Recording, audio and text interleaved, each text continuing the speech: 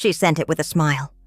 A video of my own blood laughing over wine, calling me a worthless burden. In my house, at my table. I'd paid that month's mortgage the day before. I smiled, stayed quiet. Then I opened my laptop and burned it all to the ground with 3 clicks. Before we jump back in, tell us where you're tuning in from. And if this story touches you, make sure you're subscribed. Because tomorrow, I've saved something extra special for you. The message from Maren arrives as I'm watering the geraniums on my small balcony. My phone chimes with that distinct tone I've assigned to family. A hopeful sound that still makes my heart quicken, even after years of disappointment. Family update! Reads the text, followed by a video attachment. I set my watering can down and wipe my hands on my gardening apron. At 67, I've learned to temper my expectations when it comes to my son and his wife. Their updates usually arrive when they need something or when they've achieved something they want to showcase. Rarely do they include an actual invitation to be part of their lives. I settle into my worn wicker chair, the one that creaks with familiarity, and tap the video. The screen fills with crystal glasses and polished silver, the unmistakable setting of a dinner party. Camera work unsteady. Probably my granddaughter Nico's doing. She's always documenting everything, that one. The voices come into focus. Maren's laugh, sharp and practiced. Elias, my son, speaking with that carefully cultivated cadence he uses in business meetings. Mother couldn't make it tonight. He's saying to someone off camera. Probably for the best. You know how she gets. How she gets? Someone asks. Maren leans into the frame, wine glass tilted dangerously. Oh, you know, all those stories about working as a maid, coming to this country with nothing. She rolls her eyes. As if we need reminding at every gathering. My chest tightens. I wasn't invited to this dinner. I didn't even know about it. And then she'll insist on clearing the plates, Elias adds, to scattered laughter. Can't help herself. Old habits, Maren says with a smirk. Then comes the voice that wounds most deeply. My daughter Alyssa, whom I rarely see since she moved to Oregon. Remember when she tried to give financial advice to the Templetons? God, that was mortifying. A worthless burden at this point, Maren murmurs, and the group clinks glasses in apparent agreement. The video continues for another minute. More comments, more laughter, before ending abruptly with a glimpse of Nico's startled face as she realizes someone has noticed her filming. I sit very still as the screen goes dark, my reflection staring back at me. Gray hair neatly pinned back, lines etched around my eyes that now blink rapidly against tears that refuse to fall. Why did Maren send this? Was it accidental? Or deliberate cruelty? My phone chimes again. This time it's Nico. Abuela, I'm so sorry. Mom took my phone. Are you okay? So it was deliberate. Maren found the video and decided I should see it. I don't respond immediately. What could I possibly say? Instead, I set the phone down and walked to my small home office, the room Elias once mockingly called Command Central during a rare visit. If only he knew how apt that description was. I pull out the bottom drawer of my filing cabinet and extract a folder labeled Calderon Properties. Inside are deeds, account statements, trust documents, the paper trail of the silent support I've provided for decades. After Mateo died suddenly when the children were young, I did what I had to do. I worked 3 housekeeping jobs at local hotels. I saved every penny. I took night classes in real estate. I bought one small property, then another. When the market surged, I sold at the perfect moment and reinvested wisely. By the time Elias finished college, I had built something substantial. Not ostentatious wealth, but solid financial security. Elias had ideas but no capital. I provided funds through a family trust, structured so he wouldn't feel like he was taking handouts from his maid mother. When his first business faltered, I quietly bailed him out through an LLC he never bothered to research. When he and Marin wanted their dream home in the hills, I purchased it through another holding company and created a favorable lease-to-own arrangement they've never actually completed. All these years, I've been the invisible thread holding their tapestry together, never asking for recognition, just occasional inclusion in their lives. And this is how they see me, a worthless burden. My fingers don't tremble as I pick up the phone and dial a number I know by heart. Rosa. Jude Ortega's voice is warm with familiarity. My lawyer for 25 years, the only person who knows the full extent of my financial arrangements. This is a surprise. Jude, I say, my voice steadier than I feel. I need to schedule a meeting about the Calderon trusts. A slight pause. Everything all right? No, I say simply, but it will be. Tomorrow morning? 9 o'clock, he confirms, not pressing further. That's why I've always trusted him. After hanging up, I return to my balcony. The sun is setting over Arroyo Vista, painting the coastal town in gold and pink. From my modest apartment, I can see the curve of the shoreline, the same waters Mateo and I would walk beside, dreaming of a future for our children. What would you do, Mateo? I whisper to the emptiness beside me. The answer comes not in words, but in the memory of his unwavering principle. Never allow yourself to be treated as less than you are. My phone buzzes again. Elias this time. Mother, are you coming to Noah's school play on Friday? Let me know so we can save you a seat. The casual normality of it, as if the video doesn't exist, as if I haven't just heard him mocking me, makes something crystallize within me. For too long, I've allowed myself to remain in the shadows of their lives, grateful for scraps of inclusion. No more. I don't respond to his message. Instead, I pull up my banking app and begin the process of transferring funds between accounts. Tomorrow, Jude will help me untangle the rest. But tonight, I've made my decision. Telling and preparing this story took us a lot of time, so if you are enjoying it, subscribe to our channel. It means a lot to us. Now back to the story. The invisible threads are about to be pulled, one by one, until the entire fabric unravels. I sleep surprisingly well that night, as if the decision itself has lifted a weight I've carried too long. Jude's office is bathed in morning light when I arrive. The walls lined with law books he probably never opens anymore, but keeps for the gravitas they lend. He rises from behind his desk, his salt and pepper beard neatly trimmed, eyes sharp behind stylish glasses. Rosa, he says, clasping my hand in both of his. What's happened?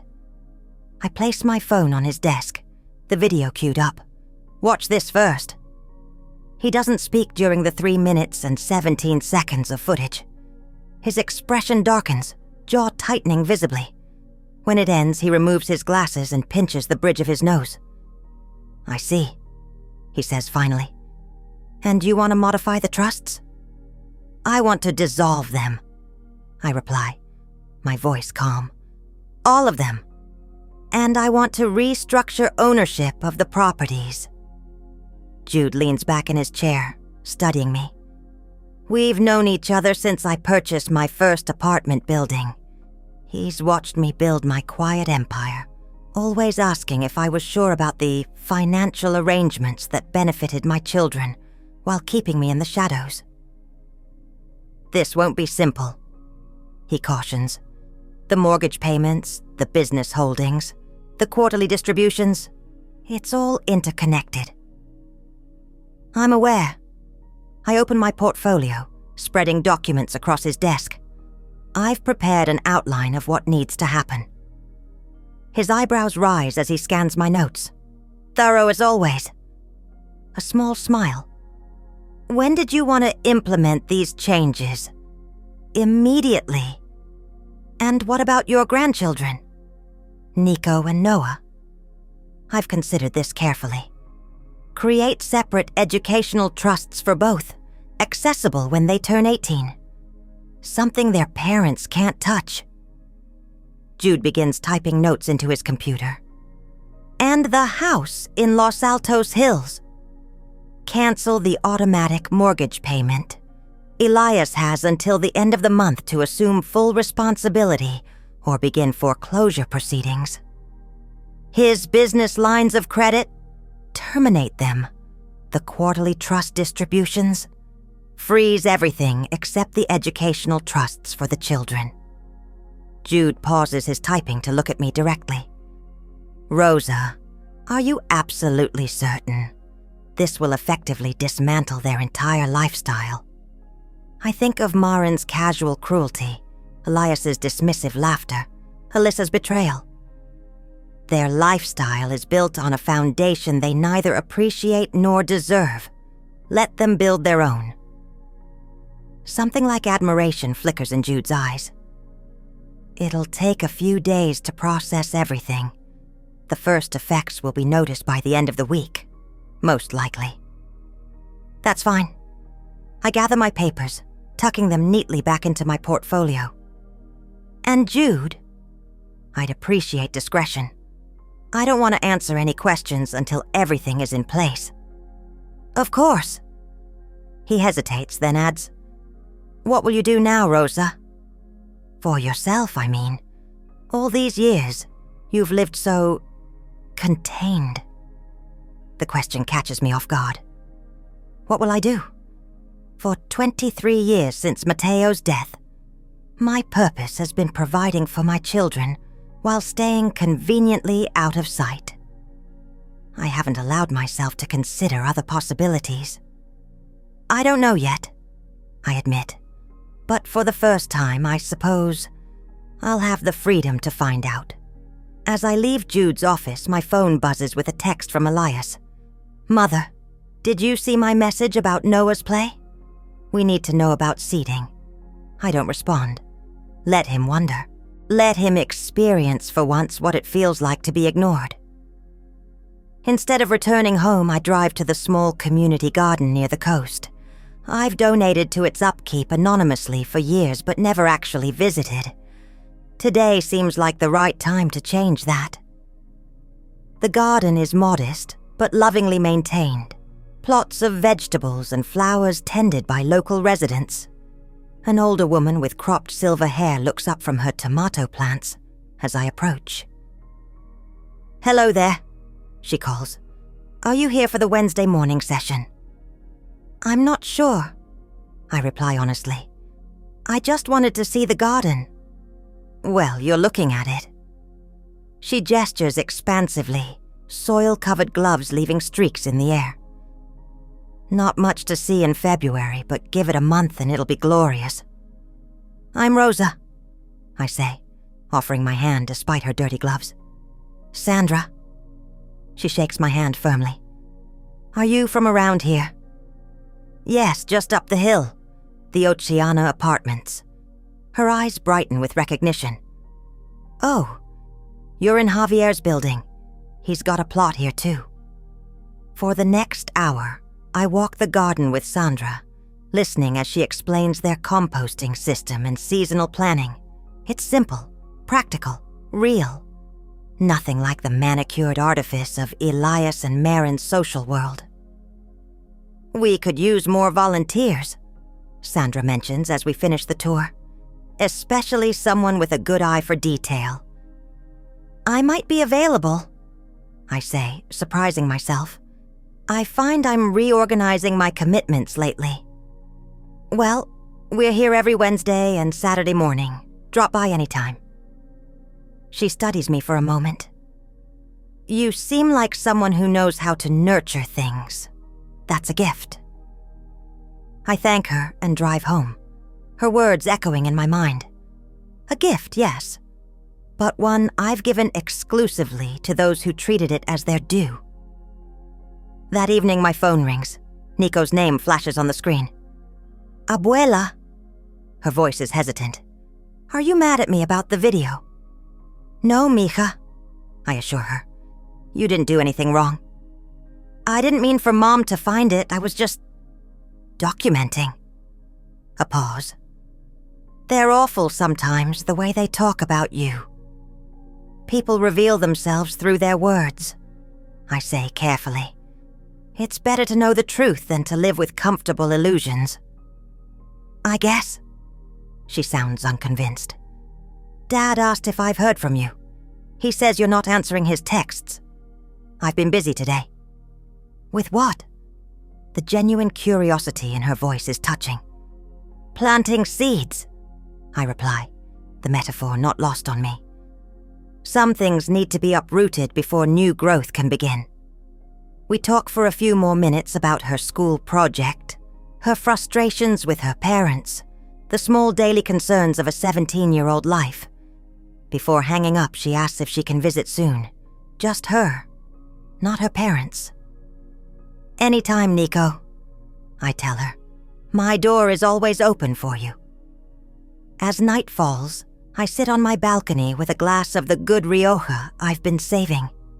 Across the bay, I can see the distant hillside where Elias and Marin's house glows with ostentatious security lighting. The house I technically own, though they've convinced themselves otherwise. My phone buzzes again with Elias's third message of the day. Mother, is something wrong? It's not like you to ignore messages about the children. For the first time, there's a note of uncertainty in his tone. Good. The smallest thread has been pulled, and already he senses something unraveling. I turn off my phone and watch the stars emerge above the coastline, feeling a curious lightness. Tomorrow more threads will be pulled. The fabric will begin to visibly fray, and I will be here, steady as the tide, watching what washes ashore when the illusion of their perfect life finally breaks apart against the rocks of reality. I don't have to wait long. 3 days after my meeting with Jude, my phone rings at 7:18 in the morning. Elias.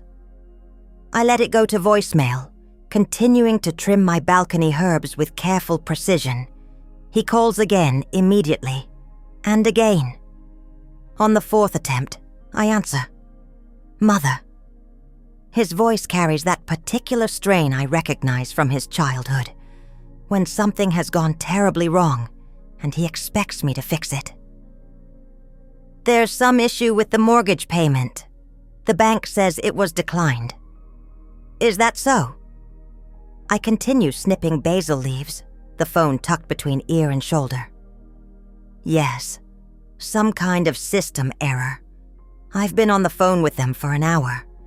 They're saying the payment source account has been restricted.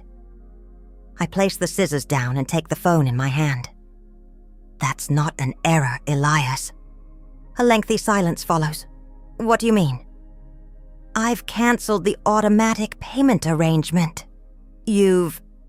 He stops, confusion evident in his voice. Why would you do that? That account is for the family trust distributions. Yes, and I've decided to restructure those distributions. Another silence, longer this time. When he speaks again, his voice has shifted to the smooth, persuasive tone he uses in business negotiations. Mother, I'm not sure what's going on, but we should discuss this in person. The mortgage payment is due in 3 days. If it's late, it affects our credit rating. Your credit rating, I correct him. The house is in my name, Elias. Always has been. That's just a technicality for tax purposes. The smoothness falters slightly. You know that was the arrangement when Marin and I found the place. An arrangement you've never once acknowledged. Not in the 7 years you've lived there. Not in the countless dinner parties you've hosted without inviting me. Not even when you mocked me as a worthless burden to your friends. His sharp intake of breath tells me everything. What are you talking about? The video, Elias. The dinner party last week. Maren sent it to me. What video? I don't... He breaks off and I hear muffled voices as he evidently confers with Maren. When he returns, his tone has hardened. Mother, whatever you think you heard was taken out of context. And regardless, this is an extreme overreaction. Is it? I place a basil leaf on my tongue, savoring its sharp freshness. I believe it's proportionate to 23 years of unacknowledged support. So this is... what? Revenge? Punishment? You're going to make us lose our home because your feelings were hurt? No, Elias. I'm simply stepping back. You're 45 years old. It's time you supported your own lifestyle. This is insane. His voice rises. You can't just... I can. And I have. I keep my tone even. If you want to keep the house, you'll need to secure your own mortgage. You have until the end of the month. I've instructed Jude to send over the paperwork. Mother, goodbye, Elias. Give my love to Noah. I hang up, hands surprisingly steady as I return to my gardening. The basil needs to be harvested before it flowers. Simple tasks, tangible results. So unlike the years I've spent nurturing children who grew into adults incapable of gratitude. By mid-afternoon, the calls begin in earnest. Maren, whose voicemail I delete without listening. The manager of their country club inquiring about the membership dues payment that failed to process. Even Alyssa, who has barely spoken to me in 3 years, suddenly concerned about Dad's inheritance and what rightfully belongs to the family. I silence my phone and drive to the community garden where Sandra greets me with a wave. Today we're turning compost and preparing spring beds. You look like a woman who's shaken something loose, Sandra observes as we work side by side, our hands buried in dark, rich soil. What makes you say that? She shrugs. There's a lightness about you today, like you've set down a heavy load. I consider this. I suppose I have. Good weight or bad? Weight I shouldn't have been carrying in the first place. Sandra nods as if this makes perfect sense. My ex-husband was like that. Took me 30 years to realize I wasn't responsible for holding his life together. She passes me a trowel. What are you planting in your plot? My plot? I assigned you the one by the rosemary hedge. Assumed that's why you came back. I hadn't planned on becoming a gardener, but something about the directness of her assumption appeals to me. What would you recommend? For a beginner? Radishes. Quick satisfaction. Lettuce. Maybe some herbs. She winks. For a woman who looks like she's reclaiming her time? Something that takes patience but rewards it. Tomatoes, perhaps. Or strawberries. Strawberries, I decide. Mateo loved strawberries. Used to bring them home for the children on summer evenings. Their sweetness a small luxury in our careful budget. We work in companionable silence until my phone buzzes in my pocket. A text from Nico. Dad's freaking out. Something about the house? What's happening? I wipe my hands on my gardening apron and type back, Adult matters, Mija. Nothing for you to worry about. They're saying it's your fault, that you're trying to ruin them. Of course they are. There's more to the story than they're telling you. Can I come over tonight? Please? I hesitate. I don't want to put Nico in the middle of this conflict. But perhaps it's already too late for that. After dinner. 8 p.m. Sandra helps me select strawberry starts and demonstrates how to prepare the soil in my new plot. As we finish, she gestures to a small shed at the edge of the garden. We have tea there sometimes. Join us Saturday morning. A few of us gather to plan the season. The invitation warms me unexpectedly. How long has it been since someone invited me somewhere simply for my company? I'd like that. When I return home, a sleek black Mercedes is parked in my visitor spot. Marin. I consider driving away, but this confrontation was inevitable. She's pacing outside my door, designer handbag clutched like a shield, face carefully made up despite the fury in her eyes. "Finally," she says when she sees me. "What is this sick game you're playing, Rosa?" I unlock my door without responding, leaving it open for her to follow if she chooses. She does, heels clicking aggressively on the tile. "The bank called Elias." "The country club called me. Our credit cards were declined at dinner last night. Do you have any idea how humiliating that was?" I set my gardening supplies down and turn to face her. "Almost as humiliating as being called a worthless burden behind my back." Her face freezes momentarily before she recovers. "So that's what this is about? You're having a tantrum over some offhand comments at a dinner party?" "No, Marin. This is about consequences. For years I've financially supported your lifestyle without recognition or gratitude. That arrangement has ended." "You can't do this." She sets her bag down with a thud. "That money is Elias's inheritance, his birthright. Mateo left us a small life insurance policy and a half-paid mortgage. Everything else I built myself after his death.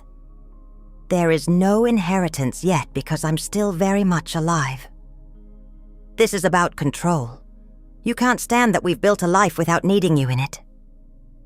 The irony of her statement would be laughable if it weren't so tragic. "You've built nothing, Marin. You've spent. There's a difference." Her perfectly sculpted eyebrows draw together. "We'll fight this legally. You can't just withdraw support without warning. You're welcome to consult an attorney. The trusts were always discretionary. The property's always in my name. Jude made sure of that." For the first time, uncertainty flickers across her face. "Why now? After all these years?" I look at this woman who has treated me with thinly veiled contempt since the day she married my son, who has systematically excluded me from family events, who deliberately sent me that video to hurt me. Because I finally realized that my absence is more valuable to you than my presence. So I'm giving you exactly what you want. Complete freedom from my influence and my support. You bitter old woman. Her voice trembles with rage. You're going to destroy everything we've built. No, Marin. You did that yourself, the moment you decided I wasn't worth your respect. She snatches her bag and storms toward the door, turning at the last moment. Elias was right about you. You've always resented our success, our social position. This proves it. After she leaves, I open my balcony doors to clear the lingering scent of her expensive perfume. The evening air carries the salt of the ocean, cleansing and elemental. Below, I watch Marin's Mercedes peel out of the parking lot, its engine growling with impotent fury. My phone buzzes with a text from Jude. All changes implemented as requested. Paperwork for grandchildren's educational trusts, ready for your signature tomorrow. Another thread pulled, another seam unraveled. I wonder what will be left when the fabric finally falls away completely. Something truer, I hope. Something we can rebuild, perhaps. Or something we'll discover was there all along, hidden beneath the illusions we wrapped ourselves in. At 8 o'clock precisely, there's a gentle knock at my door. Nico, her backpack slung over one shoulder, eyes wary with questions I'm not sure I'm ready to answer. Abuela, she says, stepping into my embrace. She smells of teenage shampoo and that subtle hint of rebellion. Cigarette smoke she's tried to mask with mint gum. I don't comment on it. Come in, Misha. Have you eaten? Yeah, but I wouldn't say no to your arroz con leche. Her attempt at casual normality touches me. As I warm milk on the stove and measure out the rice, Nico perches on a kitchen stool, watching me with the same intense focus she had as a child. The rice pudding was always our special treat, a recipe from my own grandmother that I never shared with Elias or Alyssa. "So," she finally ventures, "what's happening with Dad and the house?" I stir the rice slowly, considering my words. "Your father and I have different understandings about financial arrangements I've maintained for many years. Mom says you're cutting them off to punish them. Of course she does. What do you think, Nico?" She fiddles with the sleeve of her oversized sweater. I think they've always treated you like you're less important than their fancy friends.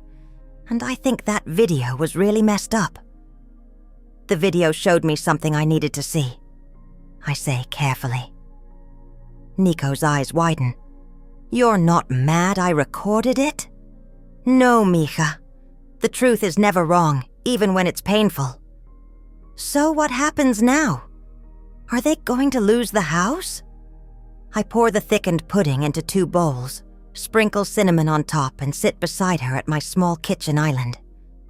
"That depends on your father. He has options." "Like what?" "He could get his own mortgage. He makes a good salary at his company." Nico fidgets with her spoon.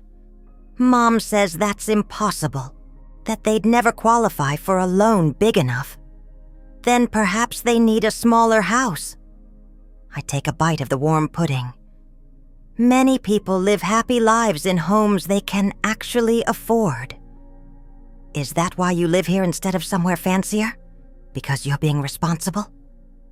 The question reveals so much about the narrative my son and his wife have constructed around my modest lifestyle. "I live here because it suits me. I don't need or want a showplace." "But you could afford it, right? That's what this is all about.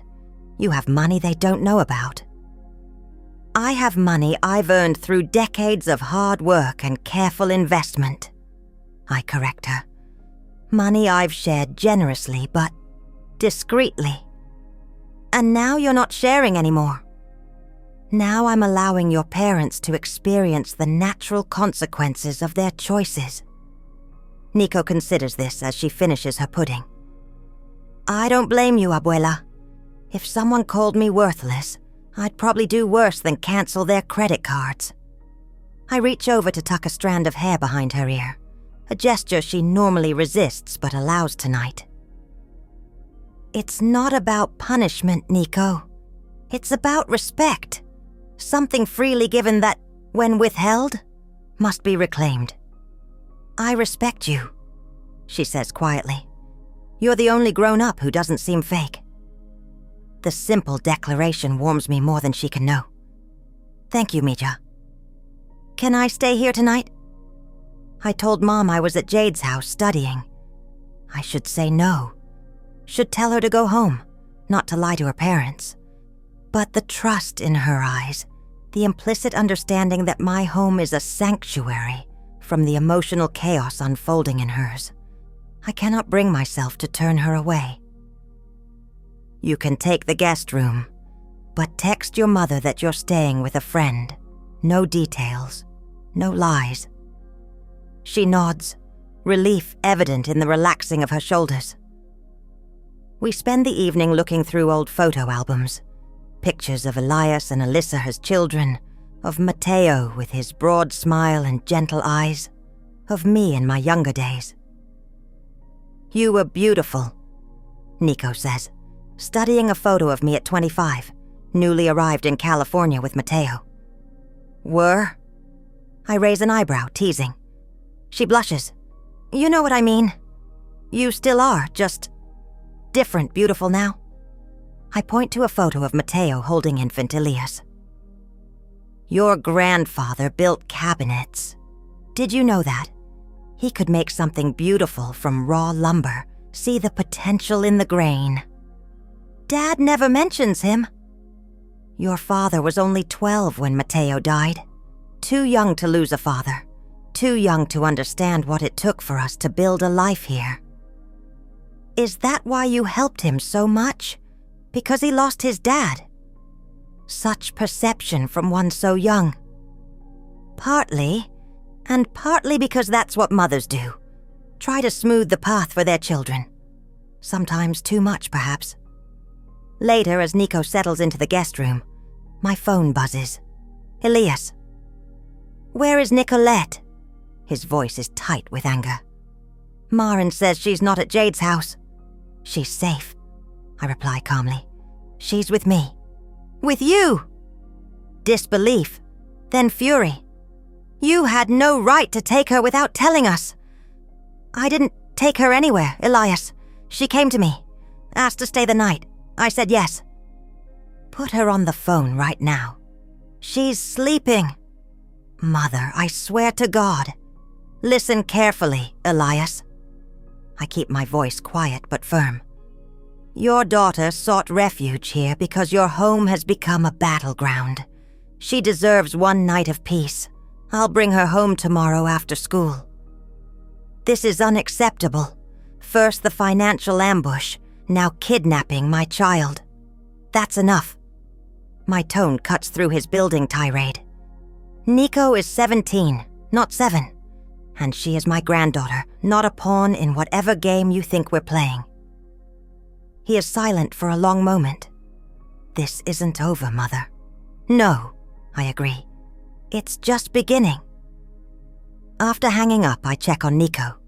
She's curled on her side, headphones on, eyes closed, looking younger than her 17 years. I resist the urge to brush the hair from her forehead, to tuck the blankets around her, as I did when she was small. Instead, I quietly close her door and return to my balcony. The night is clear, stars sharp against the darkness. I think of Mateo, of how he would view these events unfolding. He was always the more forgiving one, quick to smooth over conflicts, to find the path of least resistance. But when it mattered, when it came to matters of dignity and respect, he was immovable. Am I doing the right thing? I ask the empty chair beside me, a habit formed over decades of solitude. The answer comes in the memory of his voice. Show them who you are, Rosa, not who they want you to be. Morning brings the scent of coffee and the sound of Nico rummaging in the kitchen, attempting to prepare breakfast. I find her battling with the coffee maker, determination furrowing her brow. Let me, I offer, reaching around her to adjust the filter. I wanted to surprise you, she says, disappointment evident. You did? No one has made me breakfast in years. We share a simple meal of toast and fruit before I drive her to school. In the car, she turns to me with unexpected seriousness. I've been thinking, Abuela. Dad's always talking about how he built his business from nothing, how he's a self-made. But that's not true, is it? Your father worked hard, I say diplomatically. But no, not entirely from nothing. He's going to be so angry when he realizes everyone will know. Know what? That he's not who he pretends to be. She gazes out the window. Mom, too. They're like those birds that use other birds' feathers. What are they called? Bowerbirds, perhaps. Yeah, those. Building something flashy that isn't really theirs. As I pull up to the school entrance, she impulsively leans over and hugs me. Thanks for letting me stay, Abuela. I might need to again. Things are getting weird at home. My door is always open for you, Nico. Always. I watch her disappear into the stream of students before driving to Jude's office to sign the educational trust paperwork. As I wait in his reception area, my phone buzzes with a text from a number I don't recognize. Ms. Calderon, this is Elena from Meridian Bank. Mr. Ortega suggested I contact you directly. Your son is here attempting to access the business line of credit. He's becoming quite insistent. I forward the message to Jude, who appears moments later from his inner office, phone in hand. "I've advised Elena to call security if necessary," he says without preamble. "Elias has no legal standing to access those accounts." "He's desperate," I reply, a twinge of maternal concern surfacing despite everything. "Desperate people make poor decisions."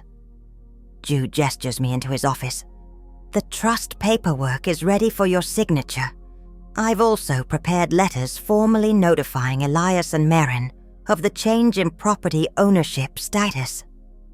As I sign where indicated, I ask, "Have you heard from Alyssa?" "Her attorney called yesterday." Jude's expression is carefully neutral. "Inquiring about the family trust distributions." "Alyssa has an attorney?" This surprises me. My daughter has always lived modestly, working as a teacher in Oregon. I'd assumed her finances were simple. "Apparently so." Jude hands me a business card. "Rachel Winters, based in Portland, specializes in family finance disputes." Another piece of the puzzle shifts into place.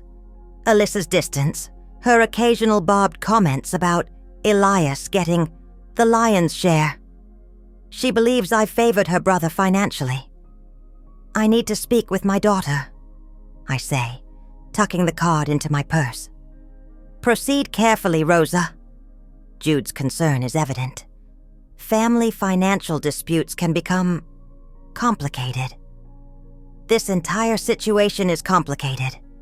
I gather my things and stand. "But necessary." As I leave his office, my phone buzzes again. Sandra from the garden. "Any chance you're free for coffee? Brought extra strawberry starts. Think you're ready for more than one variety." The simple normalcy of the invitation is like cool water in a desert. "Yes. The cafe by the garden in 30 minutes? Driving there, I realize I'm smiling. Amid the unraveling of decades-long family deceptions, amid the hurt and anger and recriminations, there is this. New friendship, new growth, new possibilities. The threads that truly matter, it seems, are not the ones I've been clutching so tightly all these years. Sandra is already at the cafe when I arrive, a cardboard flat of small plants on the chair beside her. Her smile is warm, uncomplicated by the history and expectations that weigh down my family relationships. "You look like you're fighting a war," she observes, sliding a mug of coffee toward me. "Is it that obvious?" "Only to someone who's been through her own battles." She taps her wedding ring finger, now bare. 15 years since the divorce, and I still remember how it felt to finally stand my ground. I wrap my hands around the warm mug.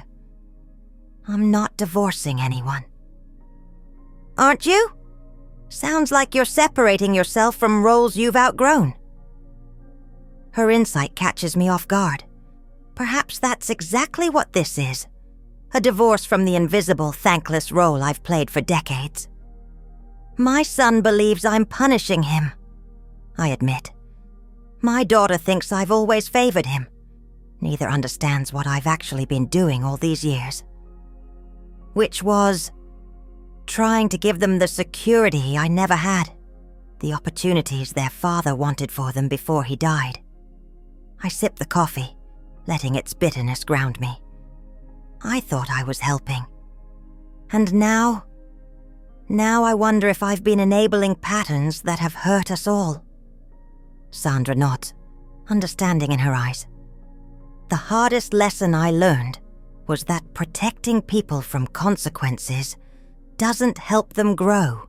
Our conversation shifts to lighter topics. The strawberry varieties she's brought, the community garden's plans for summer, her daughter's recent promotion. The simple exchange feels like oxygen after years of holding my breath around my own children, carefully measuring every word to avoid offense. When I return home, there's a sleek black car parked in my visitor spot that I don't recognize. Not Marin's Mercedes. Something more understated but equally expensive. The man waiting at my door is tall, silver-haired, wearing the kind of suit that deliberately conceals its own cost. I know instantly who he is, though we've never met. "Miss Calderon?" His voice confirms it, the carefully modulated tones of wealth and influence. "I'm Richard Sinclair, Marin's father." I unlock my door and gesture him inside, curious what has brought my daughter-in-law's estranged father to my doorstep. He enters with the practiced ease of someone accustomed to being welcomed anywhere. "I apologize for arriving unannounced," he says, glancing around my modest living room. "But I believe we have matters to discuss that would be better handled discreetly. Please, sit." I indicate the sofa while taking the armchair opposite. "Would you like some tea?" "No, thank you." He settles himself, unbuttoning his jacket with practiced elegance. "I'll be direct, Miss Calderon. Marin called me yesterday, quite distressed about certain financial adjustments you've made." "I see." "She seems to believe you've acted impulsively, perhaps emotionally, in response to some perceived slight." "Not perceived," I correct him gently. "Quite explicit, in fact." A flicker of acknowledgement crosses his face. My daughter can be thoughtless in her remarks. A family trait, unfortunately. He smooths an invisible wrinkle from his trousers. "Nevertheless, I'm concerned about the impact of your decisions on my grandchildren. Noah and Nico's educational trusts are secure. I've made certain of that." "Yes, I've been made aware." He studies me with new interest. "You're more thorough than Marin suggested.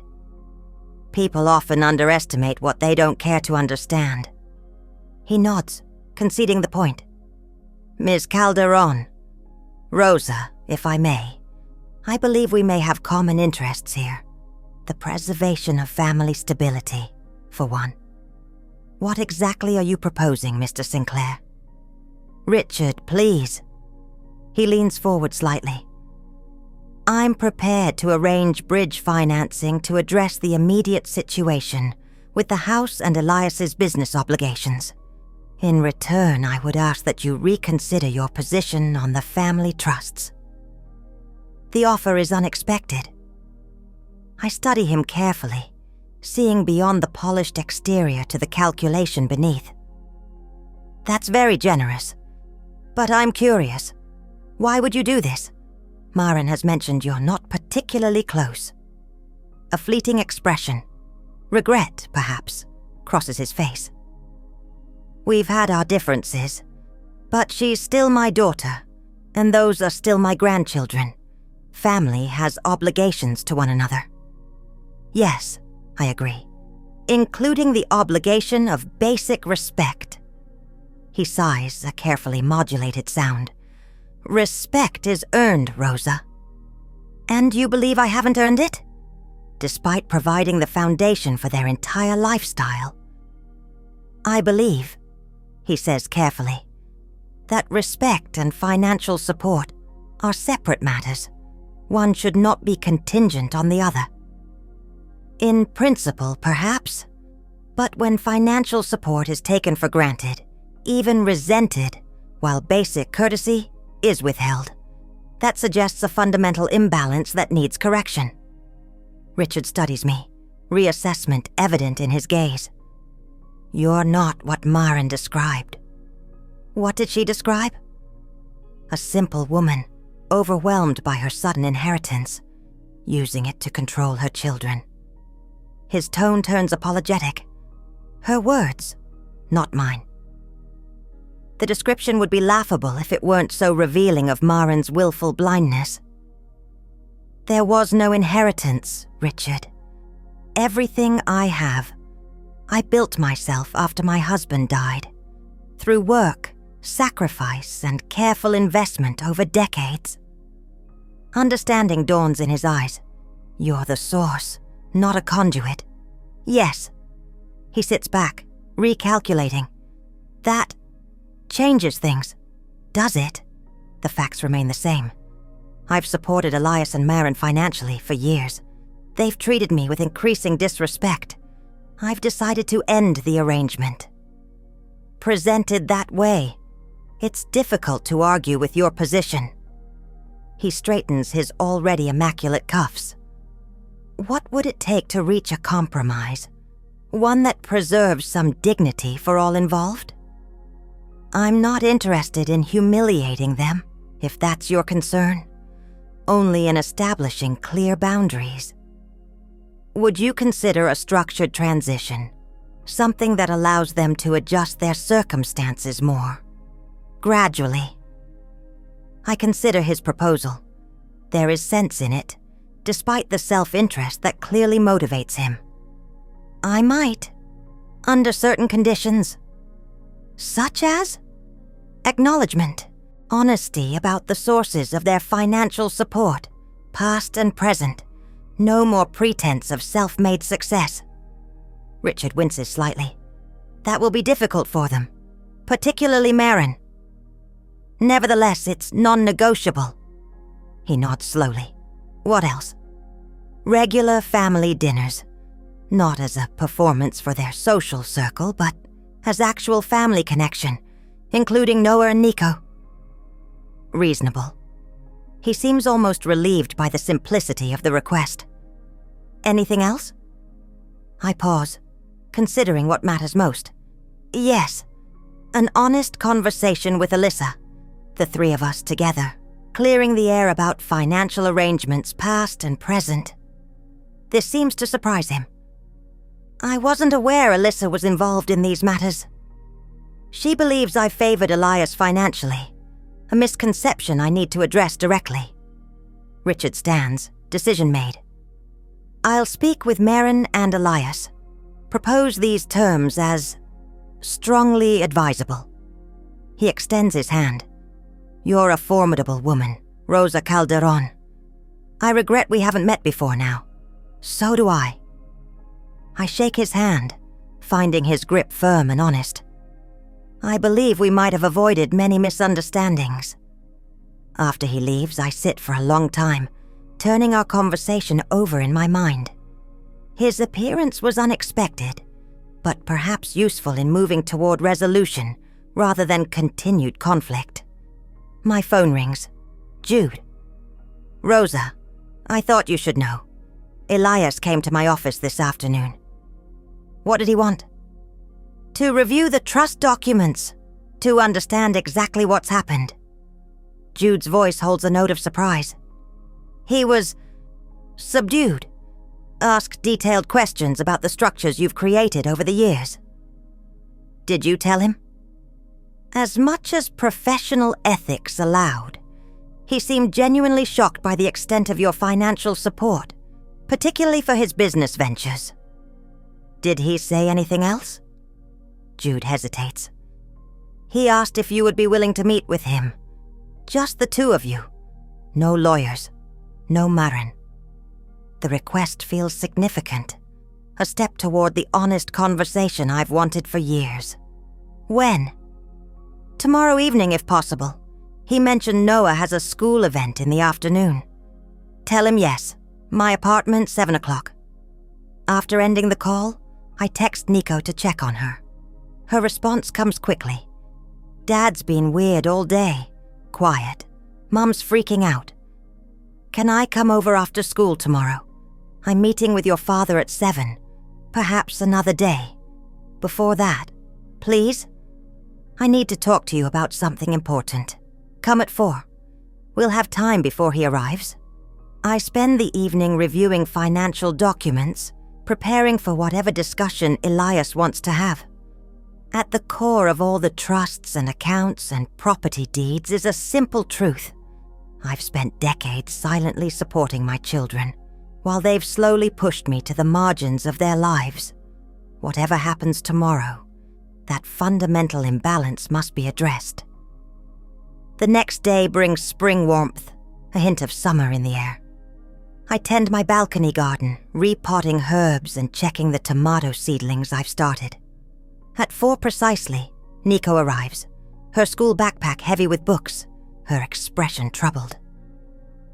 "Abuela," she says, dropping the backpack and hugging me tightly.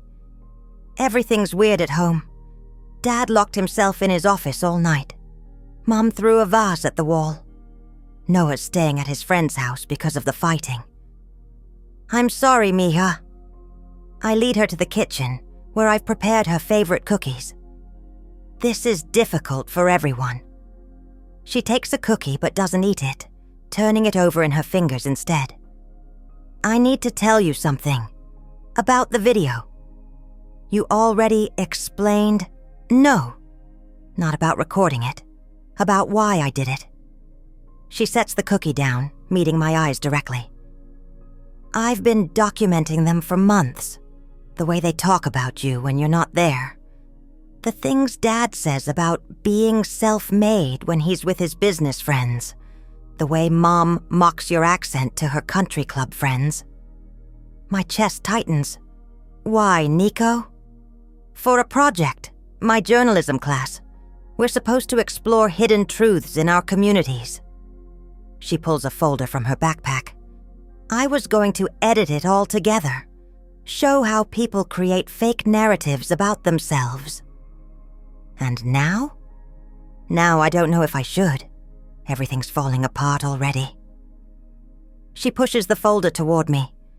"But I wanted you to see it, to know that I've always seen how they treat you. And it's not right."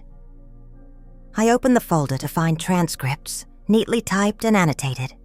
Conversations at dinner parties, business events, family gatherings, all with the same theme. Elias claiming credit for success that was largely mine. Marin diminishing my presence in their lives, both of them constructing a narrative that erased my contributions. "This is thorough," I say, impressed despite the pain the words cause. "You have a journalist's eye for detail." "Are you mad?" "No, Nico. I'm sad that this is what you've witnessed, that this is the example they've set." She fiddles with a napkin. "There's one more thing. I found some old papers in Dad's office. Loan agreements, property deeds, all with your signature. I think he's known all along where the money came from. He just chose to forget." The revelation doesn't surprise me as much as it might have a week ago. People believe the stories they need to believe, especially when the truth threatens their self-image. "Your father and I will be discussing many things tonight," I tell her, including honesty, about the past and the future. "Can I stay until he gets here?" I don't want to go home yet. "Of course." We spend the next 2 hours talking about her school projects, her dreams of becoming an investigative journalist, her concerns about Noah, who at 11 is too young to understand the family upheaval. At 6:30, she reluctantly gathers her things. "Will you tell me what happens with Dad?" "As much as is appropriate to share," I promise. After she leaves, I prepare a simple tray with coffee and the pan dulce Elias loved as a child. Then I wait, watching the sky shift toward evening, wondering what version of my son will appear at my door. At exactly 7, the doorbell rings. I open it to find Elias standing there, the polished businessman facade stripped away. He looks tired, humbled, his eyes shadowed with realization. He holds a thick folder of documents under one arm. "Mother?" he says, his voice catching slightly. "We need to talk." I step aside to let him enter, closing the door on the past and opening it to whatever truth awaits us now. Elias stands awkwardly in my living room, a man suddenly unsure of his place in a space he once moved through, with the casual entitlement of a son. He looks thinner than when I last saw him, the polished veneer cracked to reveal something more human beneath. "Please, sit." I gesture to the sofa. "Would you like some coffee?" He nods, placing his folder on the coffee table. As I pour the coffee, I notice his hands, how they mirror Mateo's, with the same long fingers, the same slight curve to the pinky. These small continuities have always moved me, these traces of the man I loved carried forward in our children. "I've been meeting with Jude," he begins, accepting the cup, "going through the trust documents, the property deeds, the business loan agreements." He looks up at me, eyes shadowed with what might be shame. "All of it. I see." "No, I don't think you do." He opens the folder, revealing neatly arranged financial statements. "I knew about some of it, the initial investments, the house arrangements, but not..." He gestures at the papers. "Not the extent, not the consistency, not the totality of it." "What did you think was happening, Elias? All these years?" He runs a hand through his hair, a gesture straight from his teenage years. "I told myself you were managing Dad's legacy, that the money came from his life insurance, from properties you both purchased together. Your father left us a small life insurance policy and a half-paid mortgage on our first house," I remind him gently. "Everything else came after, through my work. I know that now."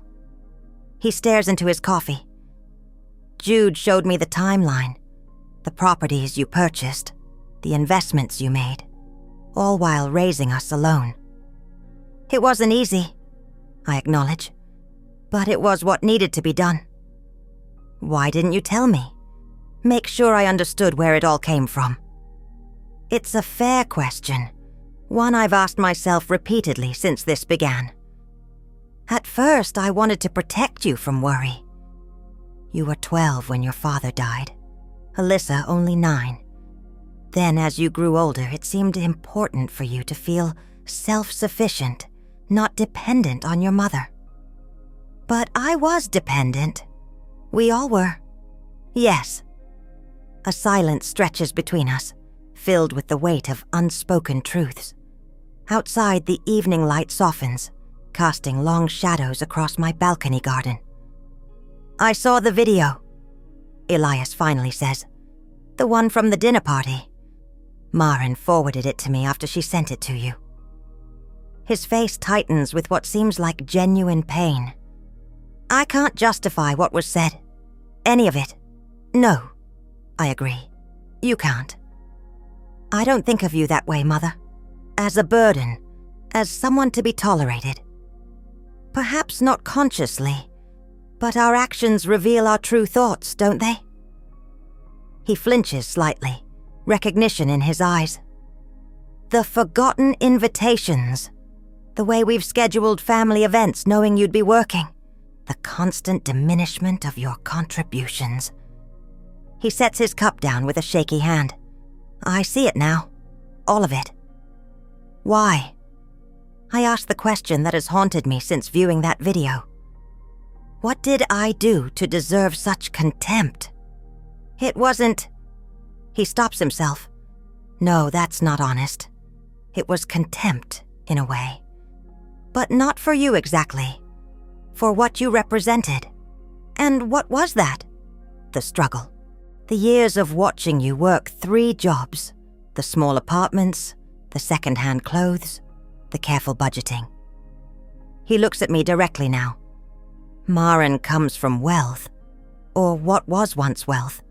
She wanted to believe she'd married into similar circumstances.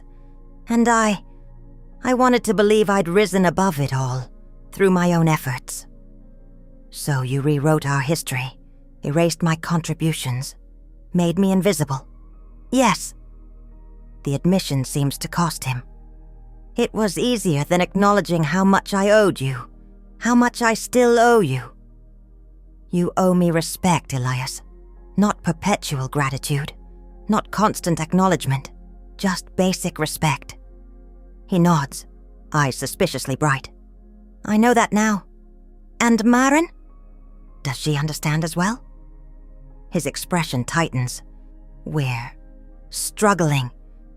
She didn't know the full extent of your involvement either. Finding out has been difficult for her. For her pride, you mean? Yes.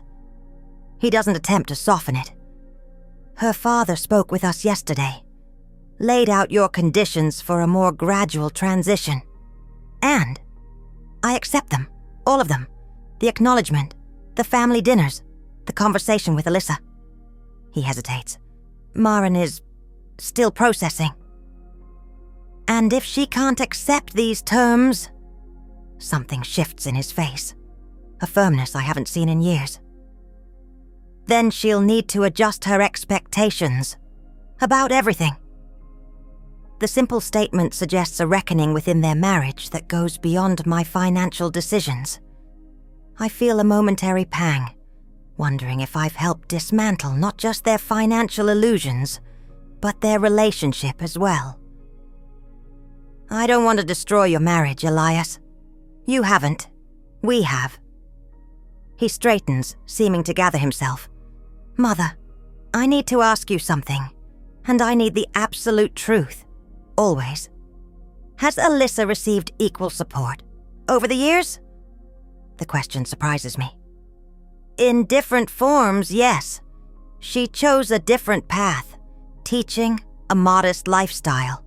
She needed less day-to-day support, but has the same provisions in her trusts. Relief washes over his face. She believes I've been favored, that you've given me everything and her nothing. I know. It's a misconception I intend to correct when we meet. I'd like to be there for that conversation, to help make things right. It's the first time in years he's offered to stand beside me, rather than opposite. Something long knotted within me begins to loosen. I'd appreciate that. We talk for another hour, going through the documents together. I explain the structures I created, the supports I put in place, the thinking behind each decision. He listens with new attention, asking questions that reveal genuine interest rather than defensiveness. As our conversation winds down, he asks, "What happens now? With the house? The business loans?" We'll create a transition plan, something that allows you to adjust gradually, rather than catastrophically. I meet his eyes. But the pretense ends now, Elias. No more fiction about being self-made. No more treating me as an embarrassing footnote in your success story. Agreed. He gathers the documents, placing them carefully back in the folder. And Noah? And Nico? How do we explain all this to them? With honesty appropriate to their ages. Nico already understands more than you might think. He winces slightly. She's been distant lately, watching us with those journalist eyes of hers. She's finding her own moral compass. That's to be commended, not feared. As he prepares to leave, he hesitates at the door. I am sorry, Mother. Truly. For the disrespect, the ingratitude, all of it. I know. I touch his cheek gently, as I did when he was a boy with skinned knees and wounded pride. We begin again from here. After he leaves, I sit on my balcony, watching the stars emerge above the coastline. The confrontation I dreaded for so long has come and gone, leaving not destruction, but the possibility of reconstruction. Something more honest, more balanced, more real. My phone buzzes with a text from Alyssa. Elias called. Said we need to talk, all three of us. Is this true? Yes, I reply. There are misunderstandings that need clearing up about financial arrangements, past and present. A long pause, then. I'm coming down next weekend. We'll talk then. It's more than she's offered in years. An opening, a willingness to engage rather than retreat. I send back a simple, I look forward to it. Another text arrives, from Nico this time. Dad just got home. He and Mama talking in their room, not yelling for once. Did it go okay? Yes, Mija. A good beginning. Can I still come over Saturday to help with your garden plot? I'm counting on it. 3 months later, my small apartment fills with voices and laughter. a sound I'd almost forgotten. Around my expanded dining table sit Elias and Nico, Noah with his new model airplane, Sandra from the garden, Jude and his wife, and even Alyssa visiting from Oregon for the long weekend. Only Marin is absent, having chosen a spa retreat over family dinner, a choice that no longer carries the sting it once might have. Our weekly Sunday gatherings have evolved from awkward obligation to genuine connection. Elias and Alyssa have begun rebuilding their sibling relationship, clearing up years of misunderstandings and perceived favoritism. Noah has become my eager gardening assistant, delighting in the strawberries now flourishing in my community plot. And Nico has found her voice, her journalistic project transformed into a thoughtful exploration of family mythology and truth. The transition hasn't been without challenges. Elias and Marin have downsized, moving from the mansion to a comfortable but more modest home that fits their actual income. Elias's business continues, though scaled back and refocused. Marin struggles most with the new reality, but even she has begun to acknowledge, however grudgingly, the true source of their previous lifestyle. After dinner, as the others move to the living room for coffee and dessert, Elias lingers at the table with me. "I found a box of Dad's old tools in storage," he says. "Thought maybe Noah might want to learn some woodworking, if you think that's appropriate." "I think Mateo would be pleased." I cover his hand with mine. "He always believed in building things that last. I'm trying to do that now. Build something real." He glances toward the living room, where Nico is showing Alyssa photos on her phone. Something based on truth rather than appearance. "That's all I ever wanted for you," I tell him. "Not wealth or status, just authenticity, the courage to be who you truly are." "It's harder than it sounds," he admits with a rueful smile. "The worthwhile things usually are." Later, as the gathering winds down and goodbyes are said, I stand on my balcony watching the sunset with Alyssa beside me.